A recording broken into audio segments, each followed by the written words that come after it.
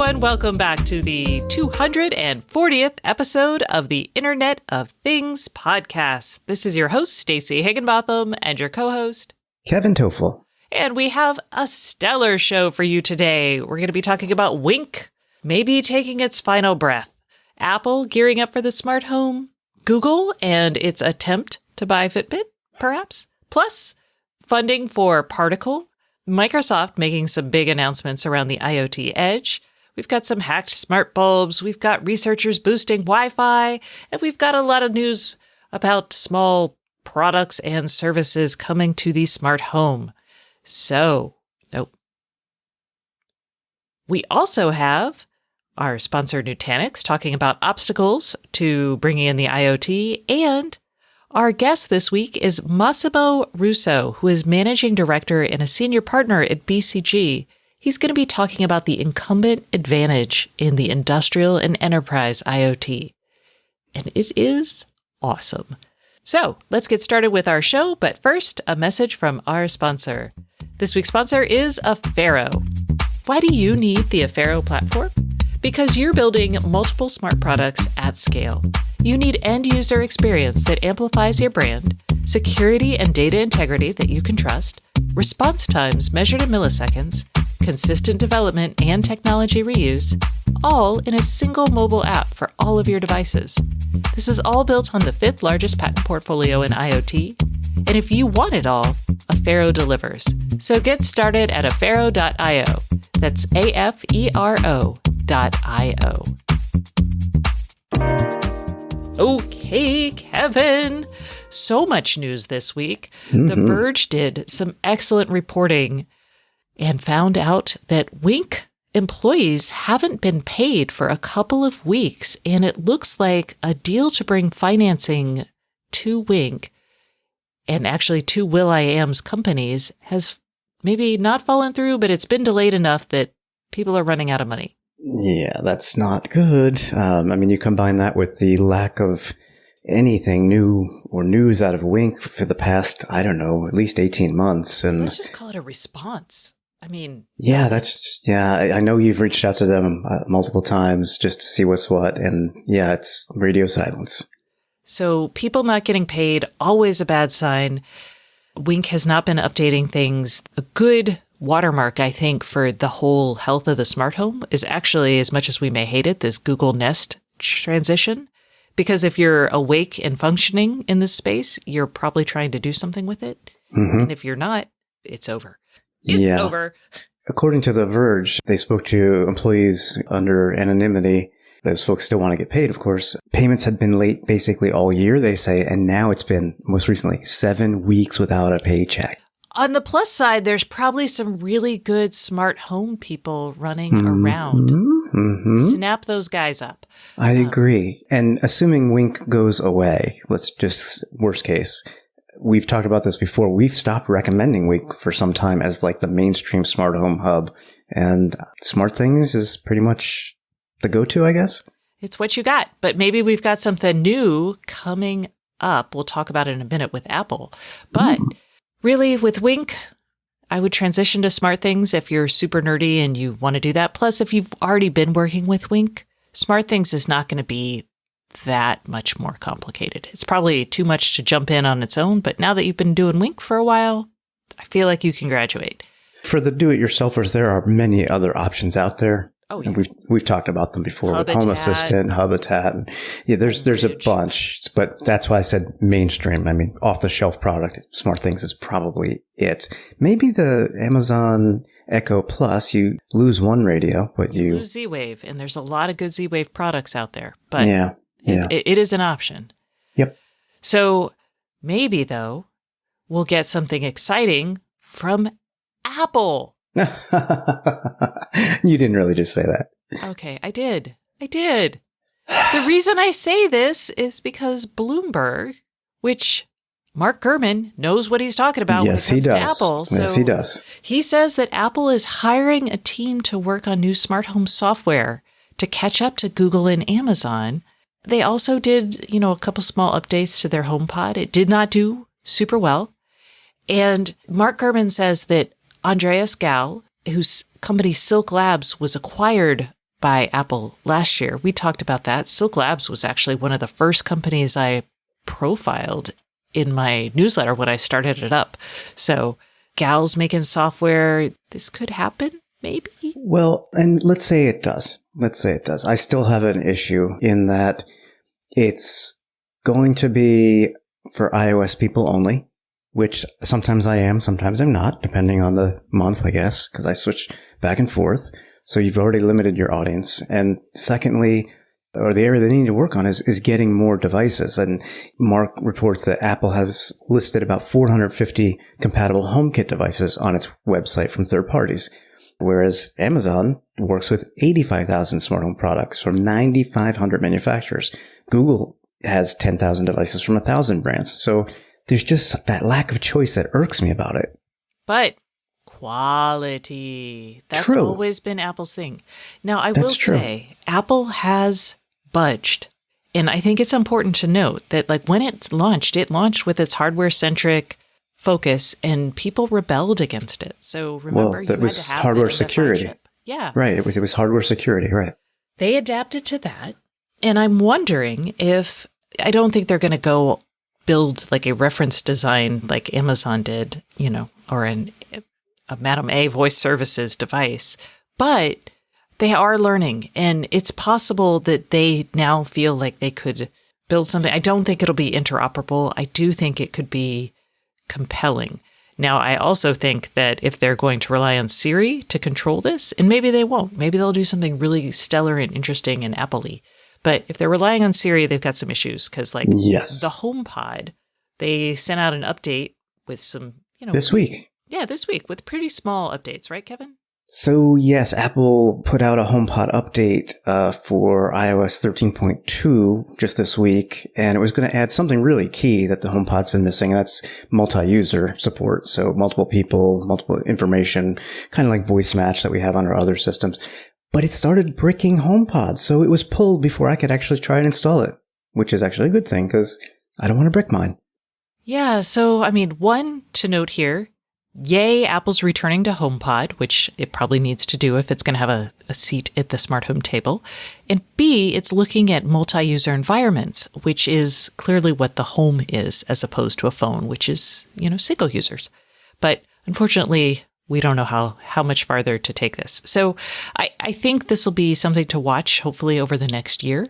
And for all of you guys who are dedicated HomeKit fans, yay. Do you think they'll ever move beyond Wi-Fi and Bluetooth? Because that's their system now. I don't think they'll have to. I know the hardcore nerds want Z-Wave or Zigbee for sensor products, but I don't think Apple's aiming at those people. And I think there are enough products, they're more expensive, but that use Wi-Fi and Bluetooth, so they'll be fine. Okay. Let's talk more rampant speculation, because this week, and maybe by the time you hear this, this will have happened, or maybe it won't have, rumors that Google was trying to buy Fitbit, and Fitbit's stock price did go up, not to its original price, but, up. So, Kevin, I know that we have talked a little bit about who would buy Fitbit, where does Fitbit fit into a strategy, but what do you think about this? Right. So when we talked about this potential possibility maybe a month ago, because there were some rumors, now Reuters is reporting that a bid has been placed. Nothing further. We don't know anything else yet. Back a month ago, though, I thought maybe Amazon, because they would get them into a space and get data that they don't have access to. But Google actually is a decent fit. And I say that because Google Fit, I try that software that tracks your activities and your exercises, and I try it once a year and I last about a week. It's terrible compared practically to anything, but especially to Fitbit, which really has the user experience and the data collection and synchronization nailed down. Right. Google also has its Wear OS watches that can collect some of this data, but I don't think this is about that. I think this is about, I hope, because Fitbit users love their Fitbits and don't want to have them Googleized. I love my Fitbit. Exactly. Most Fitbit owners that I know love them, and so much so that when they break or a newer model comes out after a long time, they replace their Fitbit with a Fitbit for good reason. So I think this is more about Google getting more access to health data because they're not getting it through Wear OS today. It just isn't happening. And Google Fit, which you can even use on your smartphone to track your steps, it's just crap. Yeah. Every now and then Google tries to get me to use it. I'm like, why, Google? Don't.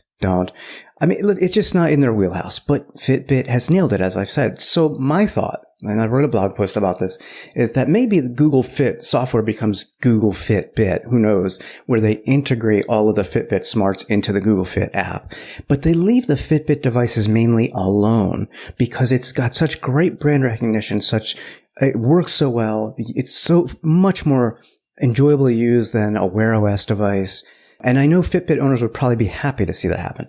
Additionally, maybe it even turns out that they want to tie this in with their Google Health initiative, which I actually think is a very good initiative because right now they don't have like FDA approved devices that can send data to Google Health. Apple actually has some FDA devices that they're capturing medical health data. Alphabet spun out their super medical device company, Verily. Yes. So that makes sense. They have that whole team over there doing that. Right, but you still have to get data. And if you've got happy users with devices gathering data, my thought is leave the Fitbits alone, Google, and maybe subsidize them. Say, guess what? If you opt in to give us all of your medical data, we'll take $25 off your Fitbit. Oh my God, you just struck terror into my heart. I would not do it. And that's fine, but that's okay. You could do it the way Amazon does it with the Kindles. You either want ads or you don't. You pay $10. Do the ads. Well, they do. And that's a totally different decision, obviously, because you're getting information as opposed to giving information, especially health information. But if you could get the already relatively inexpensive Fitbits cheaper, I think some people would do that. If it's anonymous, secure data, and you did this veneer of helping the cause. So that's the key. Donate your data to science. Yes. Okay. So a lot of people are not happy with the potential of Google buying Fitbit. I think it could be a good thing. All right. I like it. I will hope that your vision comes to pass if it comes to pass. And if Google doesn't buy Fitbit, then I will. I worry. I love my Fitbit, but I'm also like, this is not an awesome business. So yeah, what will happen next? Okay. Speaking of awesome businesses, Particle, which is a company I followed for, I don't know, however long it's been around. It's from the beginning of the Internet of Things hype that we've talked about. They have raised $40 million in a Series C round. Particle makes development boards that tie back to the Particle cloud. So they basically make it easy to build a connected device. Their boards support Wi-Fi, Bluetooth, various forms of cellular connectivity. They've been doing this forever.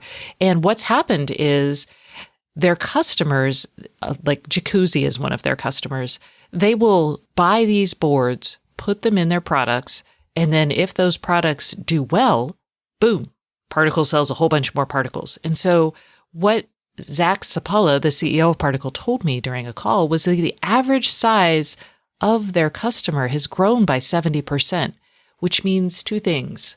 One, go Particle, you're doing well. But two, that companies are actually adopting connectivity into their products and solutions in a way that's becoming mass market. So that's great. I'm excited about that. Zach also gave me one other little tidbit that I thought was really interesting, which is he thought when they launched their cellular options that customers that had products that were in a Wi-Fi range would choose the Wi-Fi because it was cheaper, but they actually ended up choosing the cellular options more often. So roughly half of their connected products that use cellular are actually in range of a Wi-Fi network. So things like the Jacuzzi hot tubs, they actually use cellular because the Jacuzzi people were like, we don't want to make customers deal with Wi-Fi. So I thought that was kind of an interesting tidbit that does have development, like has applications for other people building products. Yeah. And actually, I mean, I'm surprised by it, but as I think about it out loud, you get, as they said, the ease of use, not having to deal with Wi-Fi.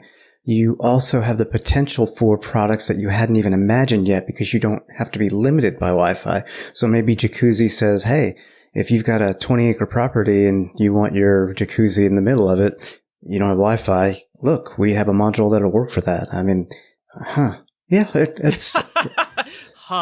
Okay. Well, no, I didn't know that tidbit about the cellular until you mentioned it. You probably also have, you obviously have more range. I'm leading into something with this, and we'll talk about it in a couple, not now, in a few weeks. So everyone remember this, because in a few weeks, we're going to be talking about something that ties right back to this.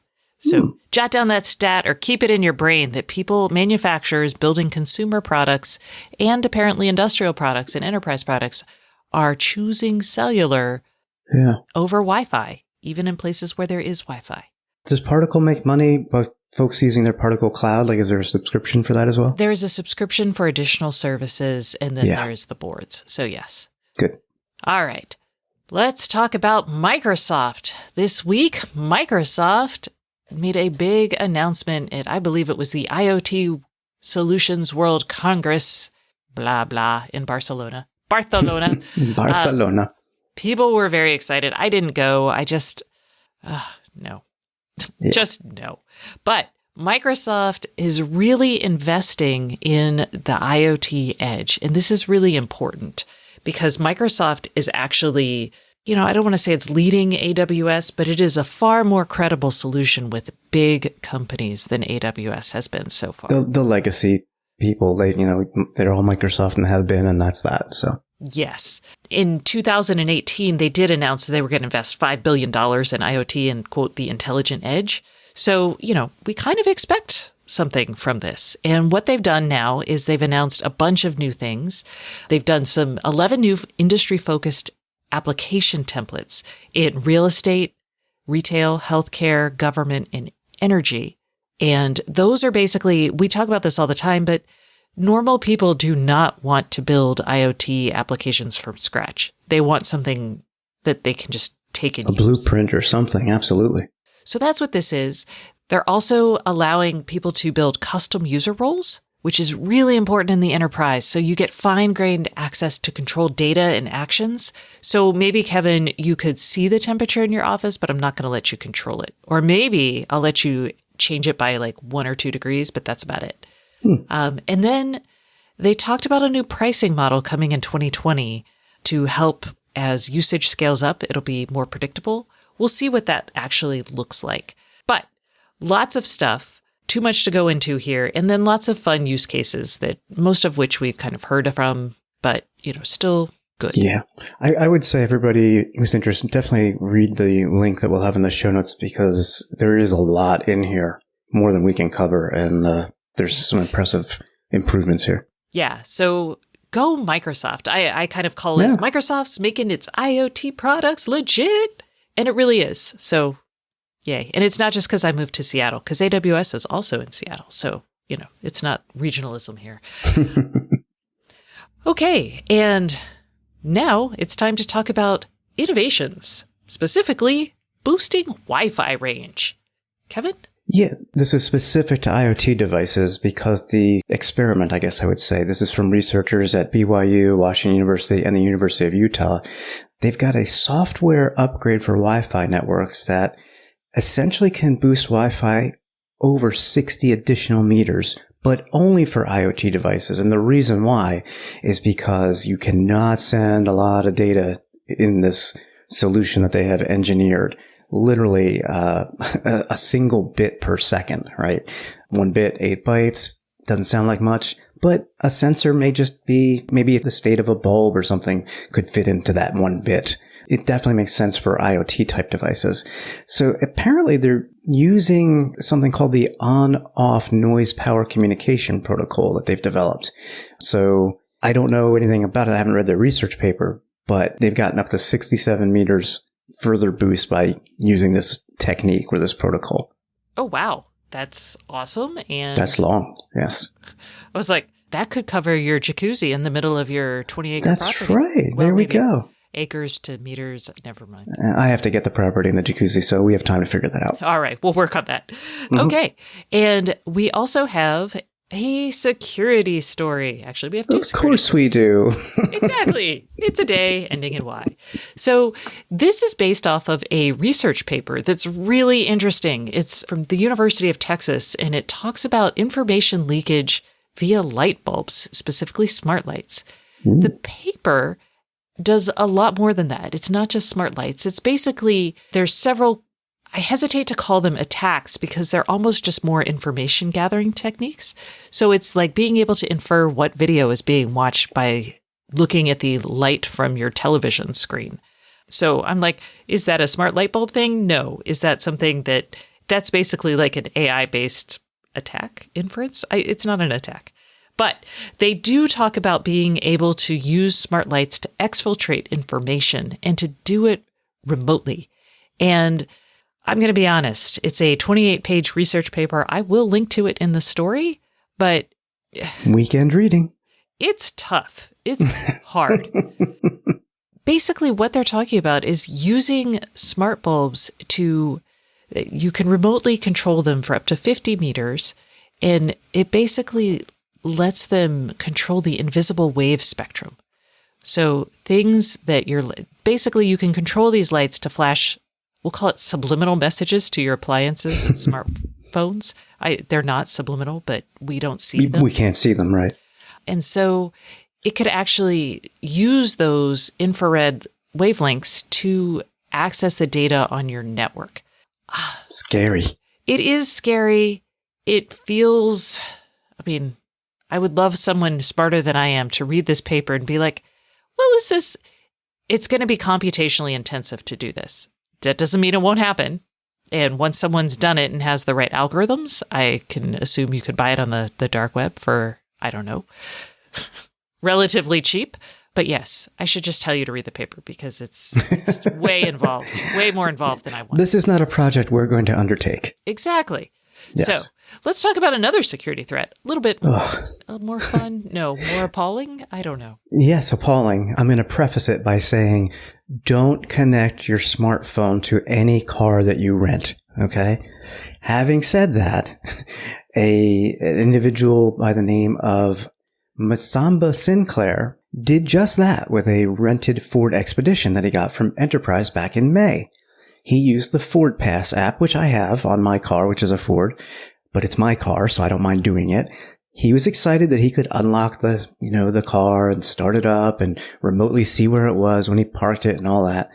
The thing is, he returned the car and he realized he still had control. So he was in the app and he was able to see where it was. Now, the next renter has the car, not him, and he can see it. He can unlock the doors. He could remotely start it. He contacted Ford, at least on Twitter, on a regular basis for the first couple of weeks and has continued to do so with less frequency. It has now been 5 months and he still has access to this rental car information and can control it. And even my Tesla signs me out like once a month. So Right. And this is actually, whenever I get a rental car and I connect my phone to it, I always disconnect it at the end. I always have it forget. I don't even connect it because I don't want that data, my contacts and other things left behind even. Oh, I'm just talking about Bluetooth. I'm not talking about anything fancy. A lot of the way the systems are now, at least with Ford Sync, it pretty much sucked up all my contacts as soon as I made the Bluetooth connection. That was it. Because that's the whole purpose of it. Oh my gosh. Yes. But again, it's my car. I didn't mind that. That's why I would never do it on a rental car. Just use your phone and navigation and whatever you need. Yeah. No luxury for you. And really, rental agencies have been called out before for not having a deauthentication for the electronics of the car. So get on that, Hertz, Avis, whoever else is out there, Enterprise. All right. It's time for all of the little news bits that we didn't have time to talk about. So first up, Google Home gets a centralized feed rolling out to Android and iOS. Kevin, do you have it yet? I don't. I do not. I saw some screenshots on 9to5 Google and I love how it looks. So I'm very disappointed. I just checked before the show. I do not have an update. And what does this show us? It kind of aggregates things a little bit more in the app. It's got a cleaner look. Google's been really trying to apply its cards user interface to everything. You're getting the card look view. There's a home history that lets you filter what's happened in the past by device or alert. So it's becoming more of a hub-based interface than it is today. Got it. All right. And scouring through the FCC, we see that IKEA has filed with them for here we go, trådfri shortcut button. And this looks like a smart button. Someone actually sent us a question about smart buttons, and at the time, IKEA did not. It was bedside table lamps. Yeah, with Trod-free bulbs, yes. Yeah. This will let you create smart home scenes. Right now, Trod-free lights actually come with a little round controller that lets you control the lights themselves. So this looks more scenish, although they also have a Spotify controller that they showed off. And I'm not sure how many little round pucks or square pucks I want on my nightstand, but here's another. It's not out yet, and should be soon, though, given that it got its FCC certification. That's usually like the last hurdle before it appears and we hear an announcement. Exactly. So look out for that. Mm-hmm. Okay. And then what else do we have, Kevin? We've got Tile Bluetooth tracker integration with the Google Assistant, which is actually really, really cool. Google, where are my keys? Yes, that's literally what you can do. So if you set up the Tile tracker to say, this one is my keys, and you attach it to your keychain, you can then say, hey, Google, where are my keys? And it'll tell you. You can ring your keys, make a noise from the tile. If you have the tile, it makes noise. That's fantastic. That is fantastic. Now I'm going to go buy those stickers and stick them on everything. And Amazon adds a new wake-up lighting and sleep timer feature for Madam A. I should try this because I'm having trouble waking up in the morning.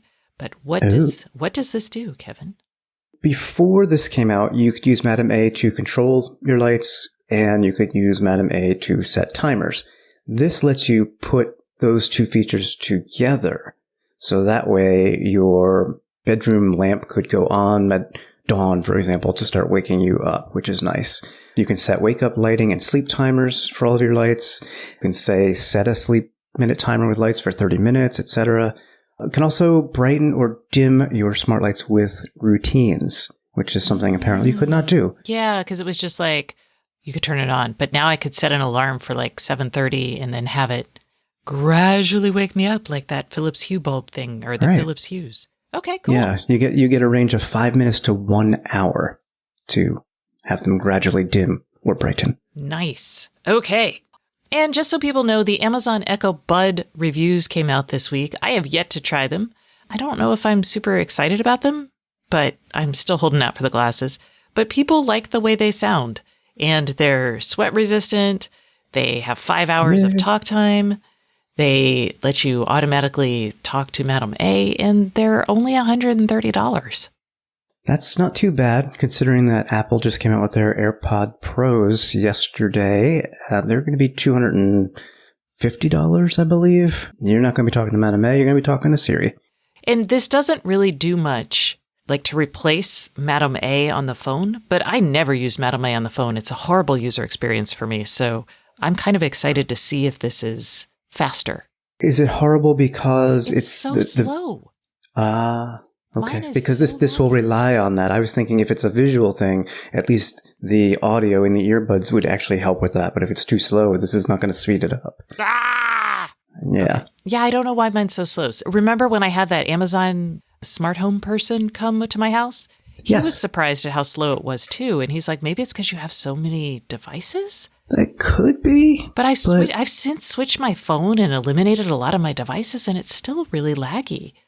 I'm going to stick with Google on this one. In fact, I may take a look at those Pixel Buds when they come out next year. Yeah, you should. Okay. Well, now it is time for the IoT Podcast Hotline. Da-da-da-da. Yay. This IoT Podcast Hotline is sponsored by Affero. With the 5th largest IoT patent portfolio in the world, Affero provides a proven IoT platform that doesn't risk your brand. Affero customers have experienced as much as an 80% reduction in time to market and 10x higher activation rates. You can learn more at affero.io. Okay, this is Halloween. Dun dun, this is Halloween. This is Halloween. I'm so sorry, you guys. Oh boy. But it's also the end of the month. So next week's episode, we will have our winner for the month of October. They will win a Wyze sensor kit. If you are listening to this on Thursday morning, you still have until midnight on the 31st to enter to win. And otherwise, you can still call us and leave a question, and you'll be entered to win next month's prize. Call us by Halloween. Take a break from the kids. Exactly. 512-623-7424 is how you reach us. And now, let's go to this week's question. Hi, this is Stephen from Dallas. My question is there a device that I can put in my pool, float around in my pool like a floater, that would allow me to tell the temperature through either SmartThings or Wi-Fi, and I could ask Alexa or Google the temperature of the pool? Okay, Stephen. I have a range of choices. I have a wide variety of choices. So I did find that there are tons of floating pool sensors that are not at all smart, but are relatively inexpensive. So for like $25, you can pop a floating temperature thing in with a monitor that just sits by your window, and you could look at your window and see how cold your pool is. I felt that that was not what you were after, since you wanted all this integration. We may disappoint you, because getting that level of integration is going to be expensive and possibly hard. Yes. If you go expensive, we found the PHIN, the PHIN, Smart Water Care Monitor for Pools. And actually, a friend of mine has this and loves it. But it is $349. And this does... But it does a lot more than just temperature. Yes. This does a ton of stuff related to the chemicals in your pool. So it's continuously monitoring the water pH, and it alerts you when you need to adjust the chemicals, lets you know exactly how many to add. This is what my friend loves.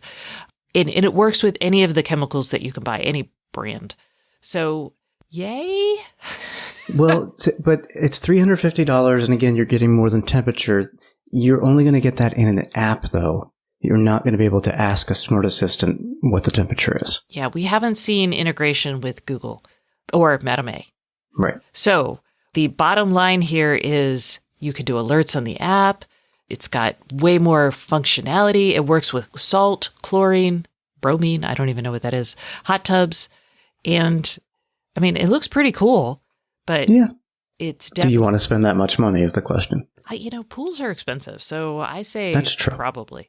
Probably. There's another cheaper option that does have some smart assistant integrations, although you might have to do a little work. Yeah. So we found a Slovenian company called Qubino, Qubino, and they have basically, I'll call it a module. It's a module you can stick in your pool's motor housing, and this module is a Z-Wave control thing.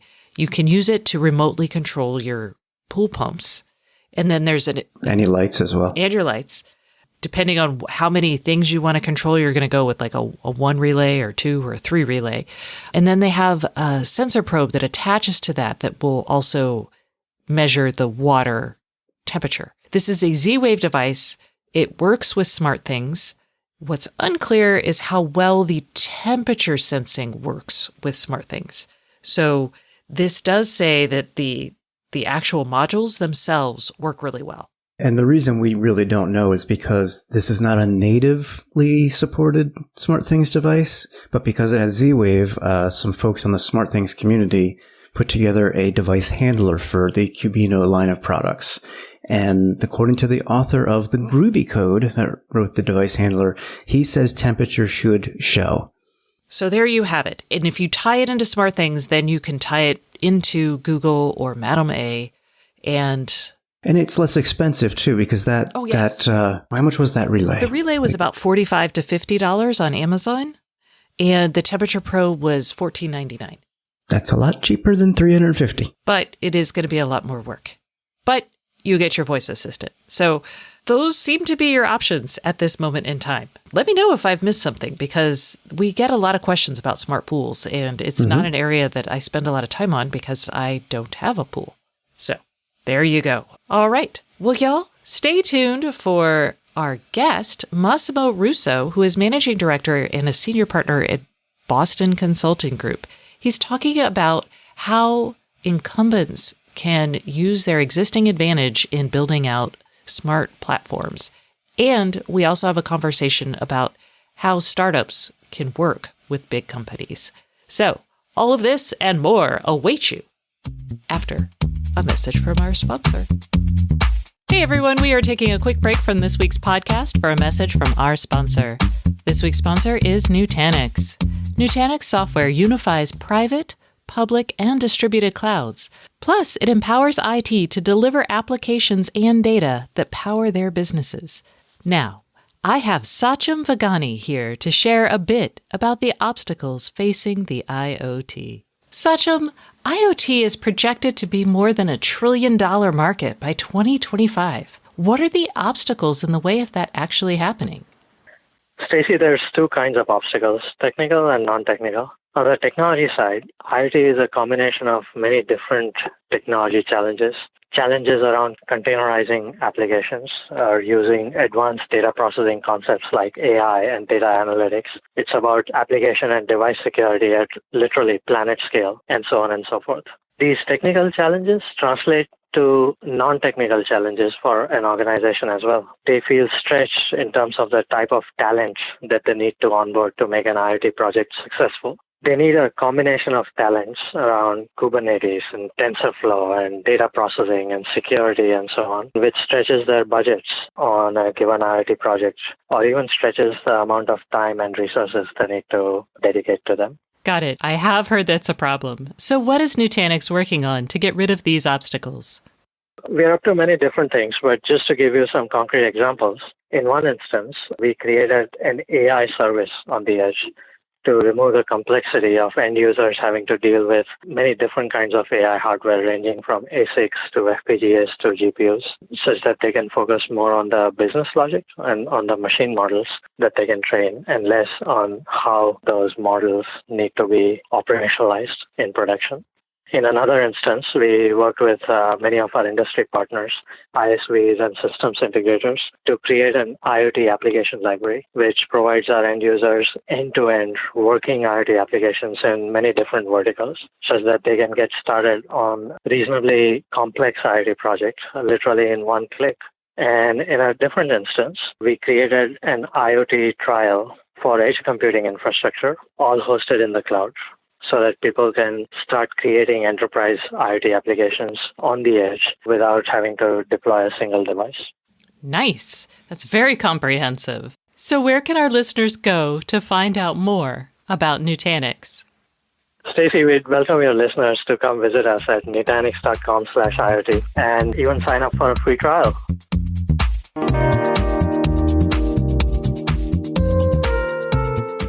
Hey everyone, welcome back to the Internet of Things podcast. This is your host, Stacey Higginbotham, and today's guest is Massimo Russo, who is a managing director and senior partner at the Boston Consulting Group. Hi Massimo, how are you doing today? I'm doing great. Thanks, Stacey. How are you? I am excellent. So I'm having you on the show because you wrote a really great report about kind of the future of industrial companies and the incumbents in the industrial IoT. And I thought it was a really smart look at how things might shake out as everybody in the tech world is kind of glomming on to this idea of industrial IoT as money, and the people in the old school industrial world are like, hey, if we apply tech to our problems, we could actually make things more efficient. And what sparked your interest in this?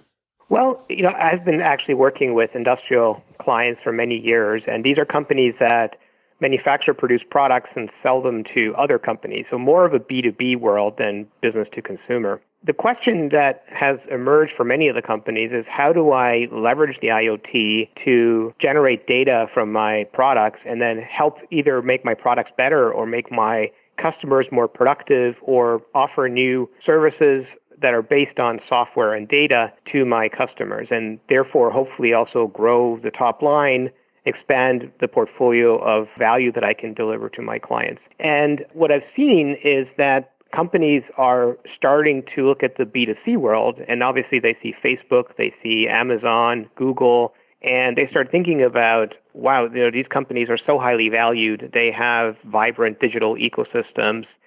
How can we transform ourselves into, rather than an old school manufacturing company, into a digitally driven ecosystem of software solution providers? And so as they try to do that, they've been going on a journey to build new capabilities, hire new talent, and also in some cases have to work with startups in a different way than they're used to. They're finding it quite challenging. And so that's the topic we've been exploring, is how can what we call incumbents or traditional manufacturers really leverage IoT for business success and competitive advantage. And you found something that I think surprised a lot of people. You found that incumbents actually have the advantage, and a lot of that advantage comes from their ownership of the infrastructure, the process, and the data that generates. And I'd love for you to expand a little bit more on why you think that the big old school industrial players are, I don't know if it's a win or lose here, but are winning? Absolutely. Well, I think of it more as an entitlement, that it's theirs to lose, essentially. They still have to execute well. They have to build new capabilities. So I'm not suggesting that it doesn't come with its challenges. But to be a bit more specific, if we think about many of the IoT-based use cases, they are predictive maintenance or optimizing customers' operations by taking data coming from equipment and analyzing it and providing insight to the customers. And it really, that application-specific knowledge is something that the incumbents have. They may not have the digital capabilities, the data scientists, the software engineers, but in theory, they can either hire that or team with startups to build those capabilities. But there are really 5 advantages that we see the incumbents having. One is they have access to real-time data coming off of devices that they can analyze, and in some cases where data is very perishable, they can refresh that data. The second is they have long historical data sets, so they can backtest some of the models, and they can develop the algorithms that have a high predictive value to deliver more value to the end customer. They have deep relationships with customers, so they understand the business process, the needs of the end customers, if they are a customer-centric organization, but they certainly have those relationships that they can build off of. In many cases, these large capital equipment providers, they're producing a product that is a very essential piece of machinery.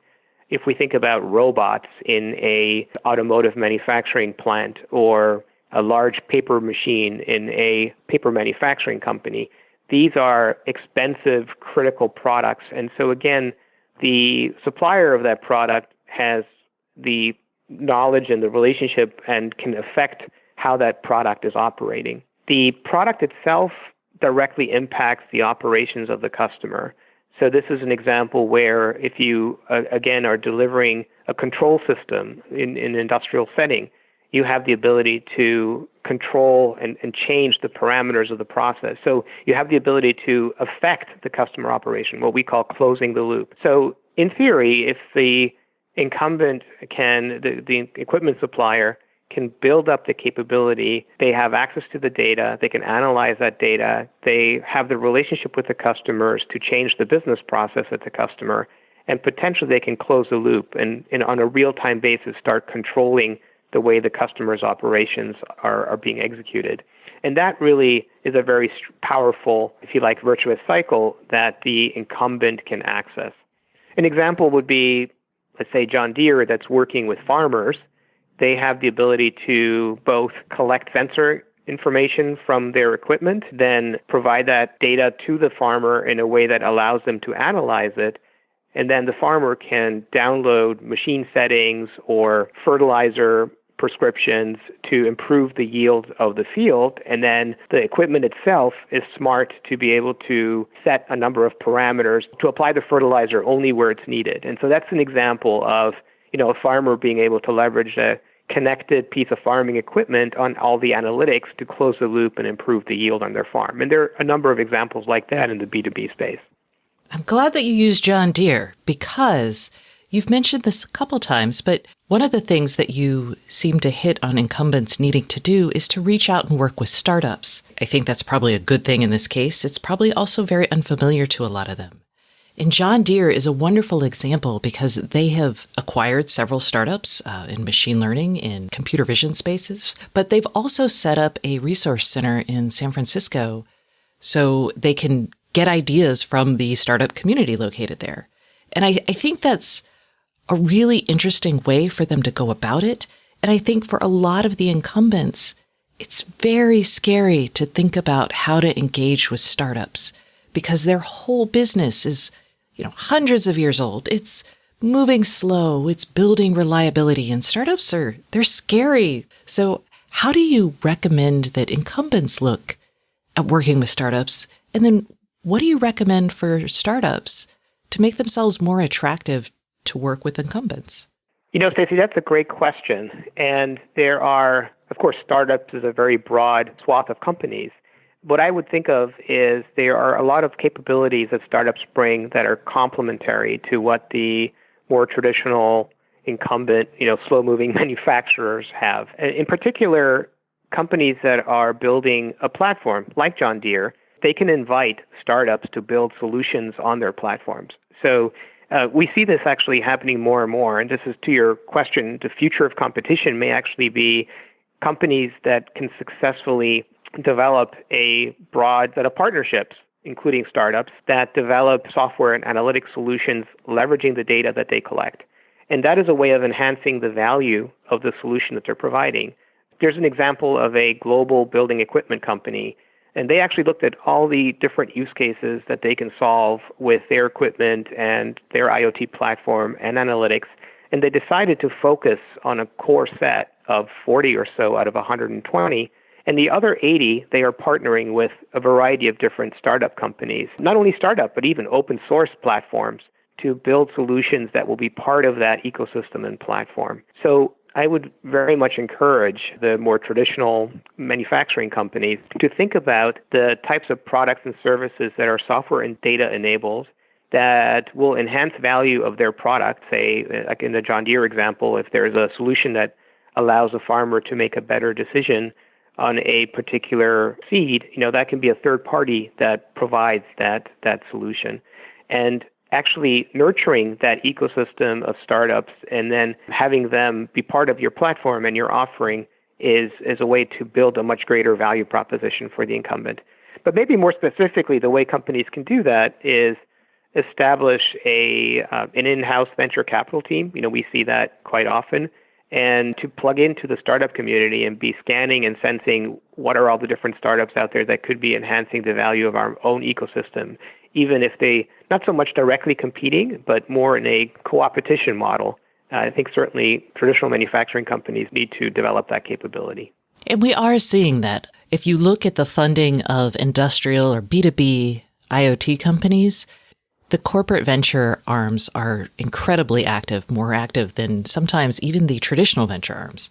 If you are a company in trying to engage in that model, what are some, best practices, warning signs? I know that when I talk to startups, they're worried about taking corporate venture money because it can actually determine, the course of their product development. It might interfere with the kind of customers they can win. So that is a very real concern. And I think that probably, I don't know if it dampens their chance of success or what. For startups, it can be very valuable to have a strategic investor that is also a large customer of that startup solutions. It instantly brings credibility to the startup if they have a large customer. So again, for example, GE Equity would do this very actively, where they would work with the various GE business units in the past and find opportunities to invest in startups that would be used by the GE businesses. And there was a bit of a virtuous cycle, but where the valuation of that startup would go up simply because GE was an investor and a customer. So there certainly can be significant value from a strategic corporate investor. I do think it needs to be a bit of an arm's length relationship and allow the startup to continue to operate, quite independently. So having a board seat for the startup is fine, but the startup still needs to be able to pursue their market. So it really, ultimately, it does depend on the nature of the corporate venture relationship. But there can be significant benefit for startups to have strategic investors that are active in their end market. And there are some of these large industrial traditional companies that, as I mentioned, really know their markets and the verticals that they play in. And that gets to one of the big challenges, I think, as incumbents, as startups, as everyone is playing in this ecosystem. When you're all working together, but also still trying to make your own money, how do you work and assign value to different pieces of this ecosystem? And this will probably get a little into some of the monetization strategies, which we'll talk about. But I feel like that's really the unanswered question that companies are kind of trying to face right now. Absolutely. And getting it right is critical because you want to make sure that your ecosystem is vibrant and attracts many contributors. And so there are different models for startups to be part of an ecosystem. There can be a revenue share. There can be the platform itself can be establishing a basis for software as a service with different subscription capability. So there are a number of different ways that startups can be part of an ecosystem and monetize their service offering. But if you are the incumbent and you are trying to monetize some of the IoT investments that you're making, there are a number of different business models. One is, as the equipment provider and as a designer of the equipment, you have intimate knowledge of how the equipment operates, and you can create a digital twin of that equipment. And that's particularly relevant in areas where, let's say, machine learning algorithms may not apply to or as easily to develop a predictive algorithm whether a piece of equipment is going to fail. But if you have a digital twin and you can connect the physical equipment to the digital twin, and you understand when the physical equipment is starting to behave differently than the digital twin, you can predict when it's going to fail. And so companies are just starting to think about, how do I therefore sell my digital twin as well as the actual physical product? And there's a few different models to do that. The other is you can provide a marketplace for the data that your equipment is generating. The margins tend to be lower if you're just selling raw data. But if you are making the data available with some additional insight, so for example, we see in the telematics space that logistics companies are trying to aggregate their data to create an indicator of economic health, like how many goods are being shipped, and therefore we can create an economic indicator associated with that. That's another way of adding insight to the data and moving beyond just brokering straight data and selling indexes or indicators that can be used by financial services companies, let's say. So there are a number of different models. I won't cover all of them, but we had about 9 different models of how companies are monetizing their IoT investments and businesses. Got it. So let's zero in on one of those things for a moment there, because I am fascinated by digital twins. I think it's an important concept. We see a lot of companies pushing forth with digital twin packages. You mentioned in your report some interesting monetization strategies associated with that. I would love to talk about this idea of, I think it was licensing digital twins. Absolutely. The observation is, especially with equipment that is in the field and gets maintained, there's always a lot of documentation on what is the configuration of that equipment. And tracking that configuration can be quite cumbersome and paper intensive and such. So, for example, let's take a ship, and a ship is maintained, and over time it may drift from the way it was originally delivered, and the types of equipment that is on that ship will differ over time. So it's the as manufactured or even as designed, as built, and as delivered, and then as maintained while it's in the field. And having a digital twin that is connected, this is where IoT comes in, connected to the actual asset, and as you service that ship, the digital twin is updated. So you always have a representation of the actual product in use. Now, to provide that as a service is tremendously valuable for the ship operator because you always have an up-to-date model of the ship, and if you need to develop maintenance tasks, you can do that off of the digital twin based on an accurate representation of the physical asset. And that is a service that can be provided. If you're the shipbuilder, you can provide that service to the ship operator as a licensed software model. And we actually know of this happening today with the Navy that is licensing a digital twin for some ships that it's sourcing for exactly this purpose. So it takes off their hands the need to maintain all the paperwork around the ship, and it's all digitized and provided as a third-party service. The other benefit is essentially, you can also provide predictive maintenance services or other aftermarket services where you are monitoring the equipment in use, and then if you know that it's going to require spare parts, it's starting to deviate from its designed performance, it's going to break down, you need to deliver a spare part, you can do that proactively. And so that's another service that could be monetized, licensed to the user of that equipment on a service contract basis. So companies are really just starting to think about this because it locks in the customer and it allows them to also monitor the equipment in use and therefore feed that back into their engineering teams to improve the future product design. And because they're using a digital twin, you don't need a tremendous amount of historical data to predict when the equipment is going to fail. You're not using a machine learning algorithm. You're essentially using a digital representation of that physical product and running those models and then seeing when they start to deviate. And that allows the OEM to leverage the knowledge of the equipment or the end customer plant and build a digital twin and continue to add value to that customer beyond the equipment sale. Awesome. That does bring up questions of intellectual property. I look at something like this and I'm like, wow, that'd be a great way to get data on a particular product and maybe, 3D print your own parts or do something like that. And you already addressed the issue of lock-in, which as a customer, they may look at that and go, it feels fraught. Let's go big picture. Let's end the call on this idea of how do we know, I guess, when this transition has occurred and what a successful company will look like when they come out of the end of this transition? There are a couple of end states. First, the traditional incumbent manufacturers will need to partner with technology companies to deliver these platforms that will enable some of these future services and solutions. And we actually see that happening with companies like Airbus and Palantir and Amazon and VW. They're starting to partner up where the traditional incumbents realize, I'm not going to build a IoT platform with all the technology components, but I'm going to need to partner with a technology provider to have that as a base, and then I'm going to build a number of vertical specific applications on top of that. The second is companies will need to make sure that they have access to the data. So to your point around data rights, and that's a great question because it's something that the manufacturers and the customers are trying to figure out exactly who owns that data. And if it's ambiguous today, it needs to be clarified for the future. And in general, customers are willing to give the manufacturer access to the data if the manufacturer can provide a value-added service. So being clear about that gives the manufacturer the data they need to deliver these products and services.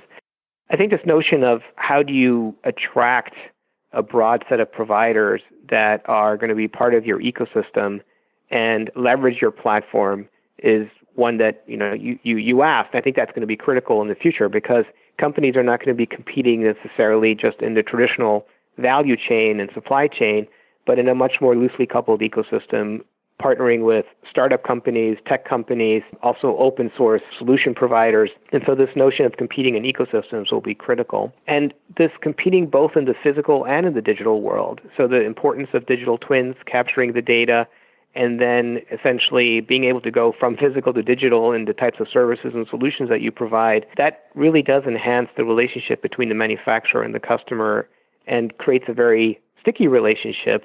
And being able to do that effectively will be critical. So as I look ahead, I would say that the traditional manufacturing companies, they'll need to build capabilities in data platforms, analytics, data science, developing their software solutions, partnering with software companies and startups to enhance the ecosystem, and being able to build compelling value propositions that leverage both digital and physical worlds.